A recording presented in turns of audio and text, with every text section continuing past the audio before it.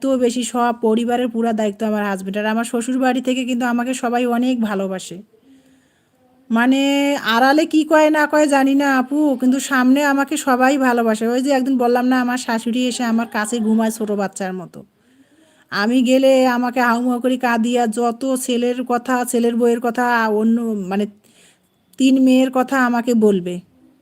আমার তো ননদ 2টা যমজ, একদিনে জন্ম হয়েছে, একদিনে বিয়ে হয়েছে, আমার শ্বশুর দিছে। আবার 2টা যমজ ননদের, এরও 2টা ছেলে, ওরও 2টা ছেলে, একেবারে মানে কাটায় কাটায় সব। আর বড় ননদ আছে, গ্রামে থাকে। তো যাই হোক, আমার শাশুড়ি সব ছেলে মেয়ের দুঃখের কথা, যত কথা আমার কাছে বলবে, আমার কাছে এসে শুবে, ঘুরঘুর ঘুরঘুর আমার পিছে পিছে করবে। জানো, আমাকে এত ভালোবাসে। তোমাকে ভালোবাসে, গল্প করে, কাছে শোয়। হ্যাঁ, আমার মেয়েরা আমার কাছে শুবে না, আমার শাশুড়ি এসে আমার মানে কাছে হাতের তলে এসে শুয়ে থাকবে। মানে ছেলে থাকবে, বোঝে না যে ছেলে আছে, পার্সোনালিটি এগুলো নাই, আইসা আমার কাছে এসে হুইবে, কয় আমার মেয়ের নামে কয় আইসার মা